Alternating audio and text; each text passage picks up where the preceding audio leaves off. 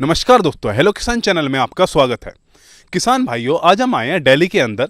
मिलवाएंगे आपको एक ऐसे किसान भाई से जिन्होंने सन 2013 में बीटेक किया था और आज वो खेती कर रहे हैं। खेती के अंदर वो 60 से 70 लाख रुपया सालाना कमा रहे हैं।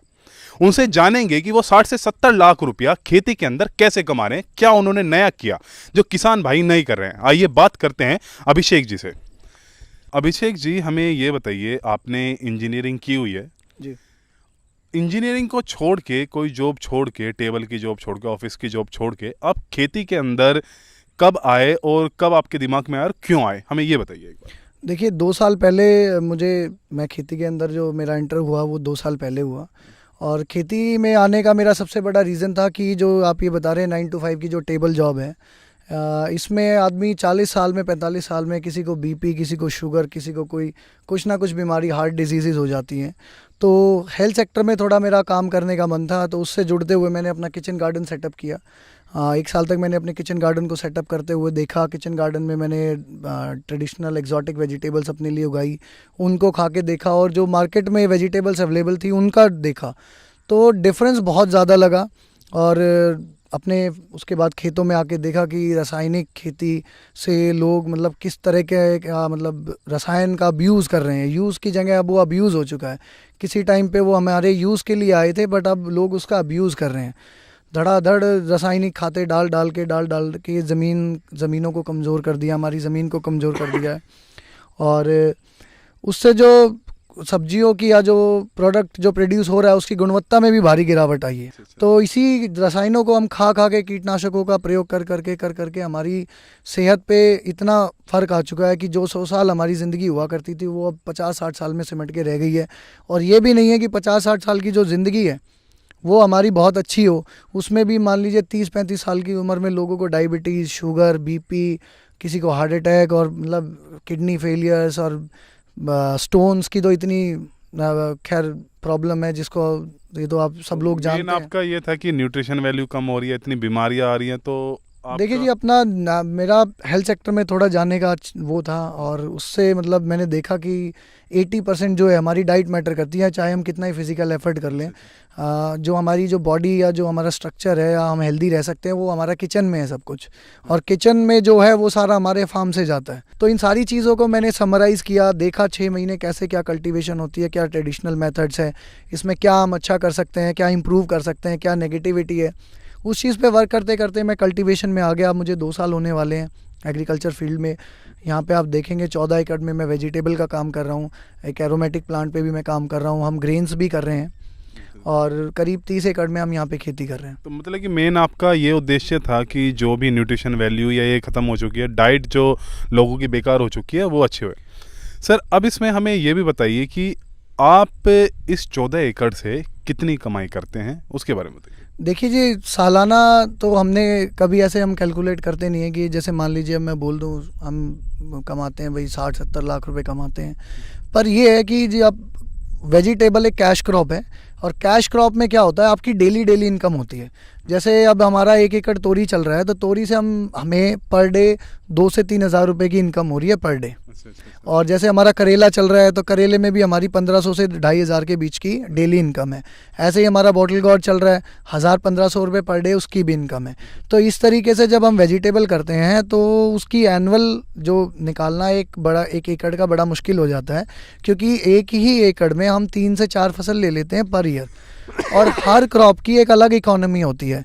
अब जैसे कि मैं आपको एग्जांपल देता हूँ, जब सीज़न पे तोरी शुरू होती है तो 90 रुपये किलो भी रेट रहता है। अब पीछे 1 महीने पहले तोरी का रेट 7 रुपये किलो तक भी गया है, अब दोबारा 22-23-24 रुपये किलो है। तो अगर इसको हम बैठ के देखें कि भाई पूरे साल क्या इसका रेट रहने वाला है, तो वो एनालाइज करना बहुत मुश्किल होता है।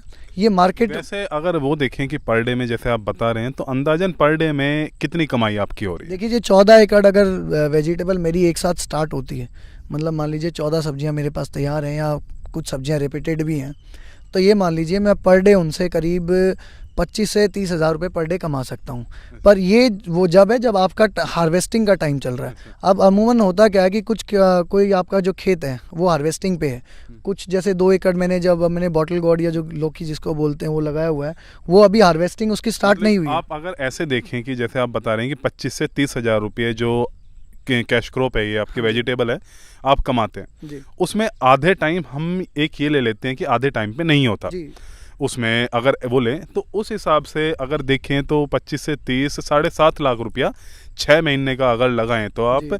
40 से 50 लाख रुपए के जी। अराउंड में आपको हाँ, इतना इतना आराम से हो सकता है।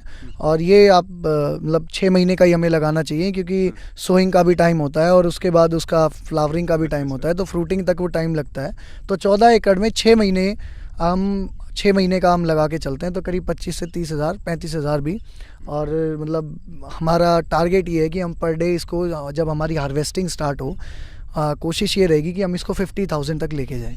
अच्छा अच्छा जी। अच्छा। तो मतलब कि सर ये जो आपने जैसे मेन इन वाली क्रॉप्स पे जो वेजिटेबल्स है आपने ये इन पे ही क्यों ध्यान दिया, वैसी जो नॉर्मल क्रॉप्स होती है जैसे कि धान हो गया, गेहूं हो गया, या सिर्फ शुगर केन हो गया, ये लोग बाग इन्हें ही उगाते हैं क्योंकि ज़्यादा दिक्कत ना हो, तो आपने इन पे ज़्यादा क्यों ध्यान दिया वेजिटेबल पे? देखिए जी, जो ये ग्रेन्स की जो खेती है, जैसे हम गेहूं और धान की भी खेती करते हैं, पर वो हमारा जो पैच है वो हमसे थोड़ा दूर होता है, तो वहाँ डेली आना जाना पॉसिबल नहीं होता है। तो उसी के कारण हमने यहाँ पे धान और गेहूं हमने नहीं किया, क्योंकि यहाँ हमारा इजीली हमारा इनकमिंग आउटगोइंग हमारी ठीक है, हम डेली किसी भी टाइम यहाँ आ सकते हैं, अपना संभाल सकते हैं देख के। दूसरा ये जी, धान और गेहूं के अंदर वो बचत नहीं बची हुई है, ठीक है जी। प्रोडक्शन मान लीजिए, प्रोडक्शन जितना होता है जो नेट, अगर क्योंकि धान और गेहूं को हम कैलकुलेट कर सकते हैं कि हमारा पर ईयर हमारी इन्वेस्टमेंट क्या थी और हमारा रिटर्न क्या था, तो रिटर्न इतने सेटिस्फैक्ट्री नहीं है। जितना गेहूं और धान मिलके हमें रिटर्न देते हैं, इतना हमारी 3 से 4 महीने की कोई भी वेजिटेबल क्रॉप बड़े आराम से दे देती है। बस उसके अंदर हमें क्या है, थोड़ा सा फिजिकल एफर्ट हमारा बढ़ता है, और भी जो एफर्ट्स हैं जो हमारे वो बढ़ते हैं। बट जैसे जैसे हमारे एफर्ट बढ़ते हैं, हमारी इनकम बढ़ती है। तो सर हमें इसमें ये भी बताइए कि आपने ऑर्गेनिक आप पे कर रहे हैं, ऑर्गेनिक तरीके से, जी ऑर्गेनिक तरीके से आपने किया, केमिकल और ऑर्गेनिक में अंतर क्या है, और जो फार्मर सामने से देख रहे हैं, ऑर्गेनिक से क्या फ़ायदा होगा, मेन खाने में नहीं, खाने में आपने बता दिया, उसमें कि कमाई का क्या फ़ायदा है ऑर्गेनिक करने से, वो हमारे किसान भाइयों को बताइए। देखिए जी, जैविक में और जो रासायनिक खेती है उसमें सबसे बड़ा फ़र्क आ जाता है, नाम से ही पता चल जाता है, रसायन और जैविक। जैविक में आपको कुछ भी बाहर से ख़रीदना नहीं होता जी। गोबर आपको, आप या तो आपके घर में पशुपालन है, गोबर आपको वहाँ से मिल जाता है, ठीक है, वहीं से उनका यूरिन भी आपको मिल जाता है, और भी जो हमारे घर में जो बायो वेस्ट होता है उसको यूज़ करके हम जैविक खेती करते हैं मोस्टली। तो रसायन में हमें जाना पड़ता है, कहीं से दुकान से हम केमिकल ख़रीद के लाते हैं, कभी 2,000 का, कभी 5,000 का, कभी 10,000 का केमिकल हमें ख़रीदना होता है। तो जो हमारी केमिकल जो रासायनिक खेती है उसमें हमारी इन्वेस्टमेंट स्टार्ट हो जाती है पहले फेज़ से ही। पहले फेज से तो जैसे मान लीजिए हमें बीज वगैरह हम लेके आए, वो तो एक नॉर्मल प्राइमरी हमारा जो एक्सपेंस है वो तो होना ही है। बट जो सेकेंडरी एक्सपेंस आता है, जो हमें खाद रसायन जैसे यूरिया DAP खरीदना होता है, या फर्टिलाइजर पेस्टिसाइड्स वगैरह जो हमें खरीदने होते हैं, मतलब कि जो इन्वेस्टमेंट है, फर्टिलाइजर है, जो इन्वेस्टमेंट होती है केमिकल फार्मिंग के अंदर, वो बढ़ती जाती है हमारी। और क्या होता है कि एक तो हमारे यहाँ इतना अवेयरनेस नहीं है कि हम एक सॉल्ट को बार बार यूज़ करते रहते हैं, ठीक है। आप मान लीजिए आपने एक सॉल्ट को इस साल यूज़ किया, किसी ड्रग को आपने इस साल यूज़ किया, तो वो बहुत अच्छा इफेक्ट करता है केमिकल फार्मिंग में। दूसरे साल उसका इफेक्ट गिरना शुरू हो जाता है। 3-4 साल बाद जहां आपका एक स्प्रे में काम होना था, वहां आपके 5-5, 10-10 स्प्रे लग जाते हैं, ठीक है। तो आपकी पर ईयर, जैसे कि मैं आपको एग्जांपल देना चाहूँगा, यार इन्वेस्टमेंट बढ़ती जाती है, और उस हिसाब से जो आपकी इनकम है वो बढ़ती नहीं है। जैसे हमारे यहाँ धानों में 6-6 कट्टा यूरिया डाल रहे हैं, ठीक है जी। वो कभी किसी टाइम पे 1 या 2 कट्टे यूरिया डालते थे, तो वो 6 कट्टों तक जा चुके हैं। तो मान लीजिए आने वाले साल में कितने, क्या 10 कट्टे डालेंगे, 20 कट्टे डालेंगे। तो आप देखते जा रहे हैं कि धान का जो रेट है, जो MSP है, वो तो नॉर्मल वही है, उसमें 10-20 रुपये ऊपर बढ़ जाते हैं। किसान कितना बेच लेता है, उससे 50 रुपये ऊपर बेच लेगा।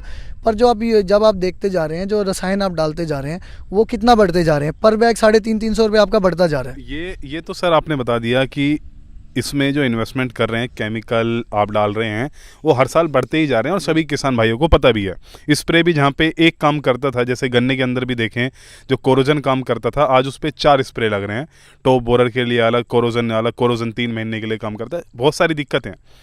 अब सर ये तो इन्वेस्टमेंट हो गया। अब दूसरा आता है कि जो प्रोडक्ट हमारा निकल के आया है वो ज़्यादा रेट में बिकेगा या नहीं। आपका जो ऑर्गेनिक प्रोडक्ट निकल के आ रहा है, कहीं उसकी जो आप मार्केट कर रहे हैं, क्योंकि बहुत बड़े लैंड पे आप वेजिटेबल कर रहे हैं, तो सारा तो मेरे हिसाब से नहीं जा रहा होगा पूरा का पूरा ऑर्गेनिक के रेट पे, लेकिन कितना आपका ऑर्गेनिक का थोड़ा प्राइस अच्छे पे जाता है, ये हमें बताइए।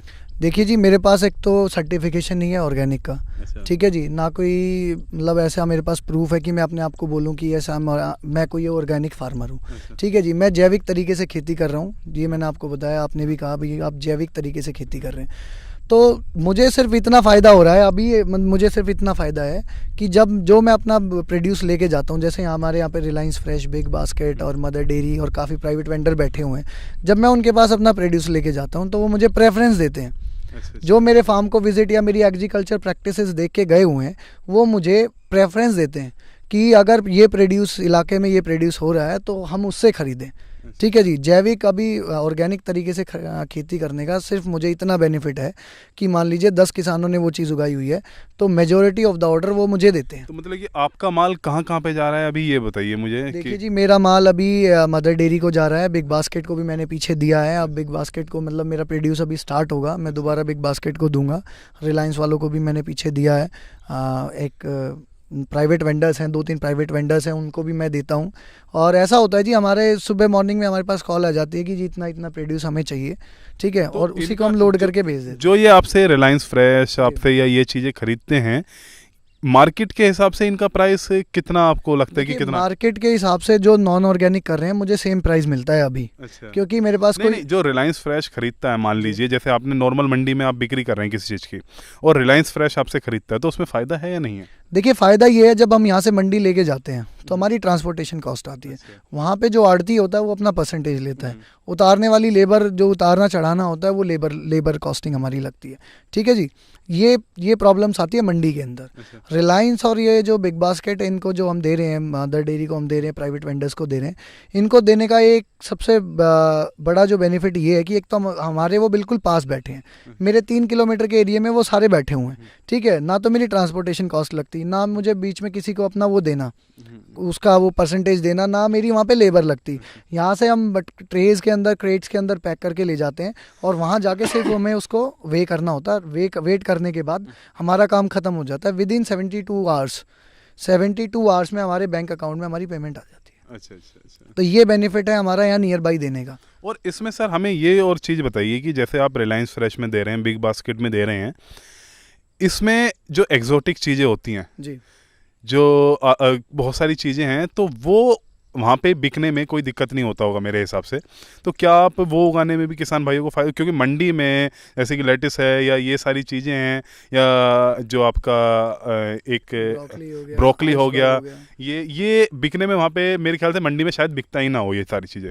तो यहाँ पे रिलायंस फ्रेश या बिग बास्केट में ये दिक्कत दूर होती है या नहीं होती? देखिए, यहाँ ये दिक्कत दूर होती है और वैसे मंडी में ये बिकता है। अच्छा। बट ये आज़ादपुर मंडी में बहुत कम बिकता है, जो हमारे नियर बाई लगती है। ओखला मंडी, और उधर हमें ओखला मंडी भेजना पड़ता है, वहाँ पे है।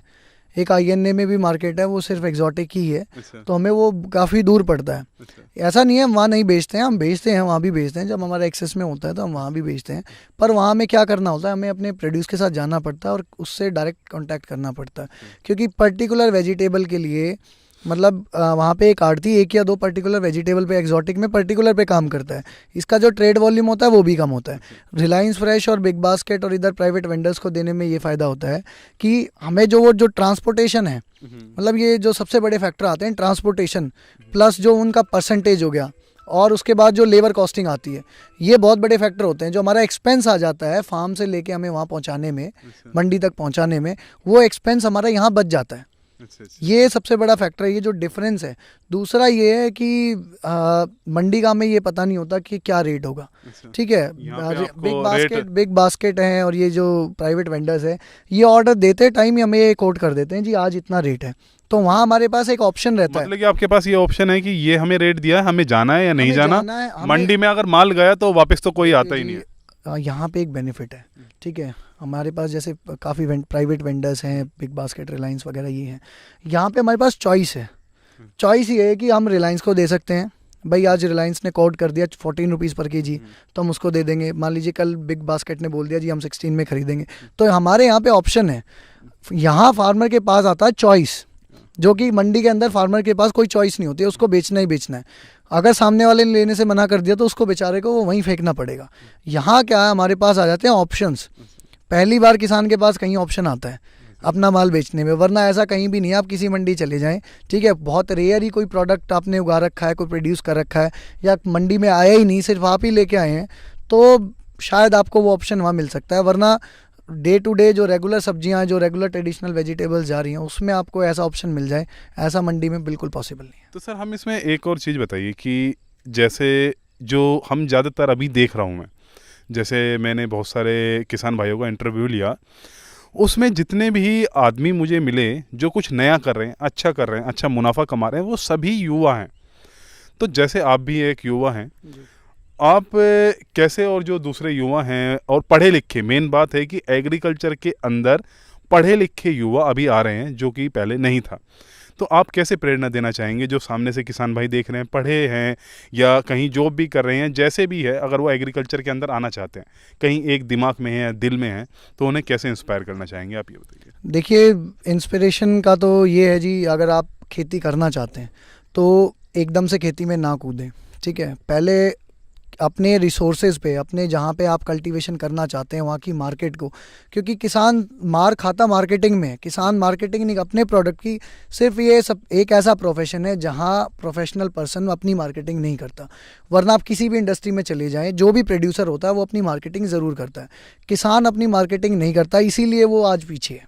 सबसे बड़ा ड्रॉबैक जो एग्रीकल्चर का वो ये है कि जो फार्मर है, जो प्रोड्यूसर है, वो अपना मार्केट खुद ना तो सर्च करता है, ना बनाने की कोशिश करता है, ठीक है। इसमें जैसे हमारे तो मतलब कि मेन जो किसानों का आपके हिसाब से जो आज इतनी गंदी हालत है, वो इस वजह से है कि मार्केट, वो जैसे सभी चीज़ का ले लीजिए आप, चिप्स से लेके पेप्सी से लेके सभी मार्केट कर रहे हैं, किसान मार्केट नहीं कर रहा, मतलब कि मेन ये दिक्कत है। नहीं, मेन दिक्कत और भी है, पर सबसे बड़ी मेन दिक्कत ये मार्केटिंग की है। दूसरा ये है कि किसान जो ट्रेडिशनल फार्मर्स हैं, वो टाइम के साथ अपने आप को इवॉल्व नहीं कर रहे हैं। जैसे मान लीजिए कोई इंडस्ट्रियलिस्ट है, वो उसने कोई मशीन लगाया हुआ है, ठीक है, वो प्रोड्यूस कर रहा है। जब उसको देखता है मार्केट में कि वो इससे एफिशिएंट कोई मशीन मेरे पास आ गई है, तो वो वहाँ से अपने आप को वो अपग्रेड करता है। बट फार्मर्स जो ट्रेडिशनल और कन्वेंशनल फार्मर्स है, वो उन्होंने अपने आप को अपग्रेड नहीं किया, ठीक है। वो आज भी वही, मान लीजिए जो कुछ लोग सब्जी लगा रहे हैं, जैसे शलगम लगा रहे हैं, तो वो हर साल शलगम ही लगाते हैं। मूली लगा रहे हैं तो मूली ही लगाते हैं। मान लीजिए कोई आलू लगा रहा है तो आलू ही लगाता है। वो अपने आप को अपग्रेड नहीं करना चाहता, नहीं वो करता, ना वो इस चीज़ पे ध्यान देता। मान लीजिए गन्ना के फार्मर है, धान की खेती है, अब आपको एक 15-15, 20-20 साल से एक ही फसल करते जा रहे हैं, एक फसल करते जा रहे हैं, फसल चक्र वो अपना नहीं रहे हैं। ज़मीन उनकी कमज़ोर होती जा रही है, इन्वेस्टमेंट उनकी बढ़ती जा रही है, इनकम उनकी घटती जा रही है। तो कई सारे कारण, बहुत सारे कारण हैं। मैनेजमेंट अगर आप देखें तो मिलके पूरा एक वो गलत राह पे आ गए हैं, क्रॉप रोटेशन नहीं करते हैं, मार्केटिंग नहीं देख रहे हैं। दूसरी चीज़, किसान भाइयों, मैं यहाँ पे आपसे एक और चीज़ कहना चाहता हूँ, मार्केटिंग सबसे बड़ी चीज़ है। हर कोई जो बिज़नेस के अंदर आता है, हर चीज़ की मार्केट करता है। आप किसी भी चीज़ को, पेप्सी से लेके, बैग से लेके, घड़ी से लेके, आप कुछ भी करिए, मार्केट तो किसान भाइयों आपको करना होगा। आपको मार्केट नहीं है तो बनानी होगी। मंडी में डायरेक्ट सामान फेंक के आने से इतना प्रॉफिट नहीं आएगा। तो सर, वो इंस्पायर वाली बात थी कि आप क्या कहना चाहेंगे, वो और बता दीजिए। देखिए जी, आप अगर एग्रीकल्चर में आप आना चाहते हैं, देखिए एग्रीकल्चर जैसा कोई बिज़नेस नहीं है, मैं मानता हूँ, ठीक है। प्रॉब्लम्स बहुत हैं, डिसअपॉइंट भी खूब होते हैं, डिसएडवांटेज भी बहुत है, बट एडवांटेजेस भी बहुत हैं। आप एक सीड डाल के और कई किलो आप प्रोड्यूस और किसी चीज़ से नहीं ले सकते हैं, किसी और फील्ड में आप ले ही नहीं सकते हैं। तो एग्रीकल्चर बहुत अच्छा एक आपका करियर बन सकता है। उसमें थोड़ा सा, जैसे आप पढ़े लिखे हैं तो मार्केट स्टडी करें, अपना पूरी रिपोर्ट बनाएं, अपने रिसोर्सेज को अच्छी से तरीके से यूटिलाइज़ करें। बार बार मैं इस चीज़ को कहता हूं कि अपने रिसोर्सेज को यूटिलाइज़ करें। ये नहीं देखें कि दूसरा किसान वहाँ बैठा है वो क्या कर रहा है, सीखें, देखें वो क्या कर रहा है, कैसे कर रहा है। दैट इज़ अनदर, वो मतलब एक अलग चीज़ है। बट मान लीजिए मैं यहाँ एग्जॉटिक कर रहा हूँ और मान लीजिए कोई मुझसे 200 किलोमीटर 500 किलोमीटर दूर बैठा है, वो बोले मैं भी एग्जॉटिक करूँगा, तो एग्जॉटिक में मैं तो पैसे कमाऊंगा पर वो कभी नहीं कमा कर। मार्केट के हिसाब से, जैसे दिल्ली मार्केट के हिसाब से अपने रिसोर्सेज में देखिए, आपकी मार्केट आती है कि आपके कौन सी नियर बाई मार्केट है, ठीक है। दूसरे रिसोर्सेज आते हैं कि आपके पास कहाँ पे लैंड है, आपकी वाटर अवेलेबिलिटी क्या है, सॉइल क्या है, सॉइल की कंडीशन क्या है, ठीक है, आपका एनवायरनमेंट क्या है, किस टाइम पे आप क्या क्रॉप ले सकते हैं, उस क्रॉप को भी आप मैनेज कर सकते हैं। मान लीजिए फरवरी के अंदर बिजाई होती होती है हमारे यहाँ मोस्ट ऑफ द सब्जियों की, आप पॉली टनल बना सकते हैं। ट्रेस के अंदर छोटा सा पॉली हाउस बना के उसको दिसंबर में डाल के जब लोग फरवरी में सीड डालते हैं तब आप क्रॉप स्टार्ट कर सकते हैं। मान लीजिए जैसे मैं आपको एग्जांपल देता हूँ, पॉली टनल में हमने अपनी पौध वगैरह हमने तैयार करने के बाद मान लीजिए हमने फरवरी में जब लोग सीड डाल रहे थे तब हम अपना ट्रांसप्लांट कर रहे थे, ठीक है। जब लोगों का जी जब वो जर्मिनेट हो रहा था, जब लोगों के पौधे जर्मिनेशन पे थे तब हमारे फ्रूटिंग पे थे, मतलब वेजिटेबल हमारा फ्लावर से फ्रूट बनना स्टार्ट हो गया था। तो जब लोगों की फसलें शुरू होती हैं, लोगों के पास ऑप्शन होता है भाई 5 रुपये किलो, 10 रुपये किलो, 15 रुपये किलो तक हम अपना बेच सकते हैं प्रोड्यूस। उस टाइम पे हम 30-40 रुपये किलो बेचते हैं। तो किसान ऐसी टेक्निक्स ऐसे मतलब अपने रिसोर्सेज को यूज़ करके बहुत कुछ कर सकता है। और मैं आपको बताता हूँ, कन्वेंशनल फार्मर की जब तक क्रॉप स्टार्ट होती है ना, प्रोग्रेसिव फार्मर उस टाइम पे पैसे कमा के बैठ जाता है, उस टाइम तक वो पैसे कमा के बैठ चुका होता है। ये सबसे बड़ा एक एडवांटेज है जब आप अपने आप को इवॉल्व करते हो। मान लीजिए जैसे कन्वेंशनल फार्मर 15 रुपये किलो से मान लीजिए तोरी बेचना शुरू किया, 7 रुपये किलो तक आया, ठीक है, मान लीजिए 20 रुपये किलो तक भी है, वो कितना कमा लेगा? आप ये मान लीजिए एक महीना आपने 40 रुपये किलो तोरी बेचा है, तो वो एक महीने का जो पीरियड था वो तो जो कन्वेंशनल फार्मर है वो तो स्किप कर गया। उस टाइम पे उसकी इन्वेस्टमेंट, लेकिन जो मेन टाइम था बेचने का वो उस पे कन्वेंशनल तरीके से आप करेंगे तो वो इतना प्रॉफिट नहीं होगा। आप कैसे देखिए, कन्वेंशनल तरीके से आप चलेंगे तो कन्वेंशनल आप कोई मैं युवा है, अगर आपको भी कन्वेंशनल फार्मिंग करनी है तो क्या फ़ायदा फार्मिंग में आने का, ठीक है। जो लोग, ये धारणा है हमारे यहाँ पे कि जो कुछ नहीं करता वो खेती करता है, ठीक है।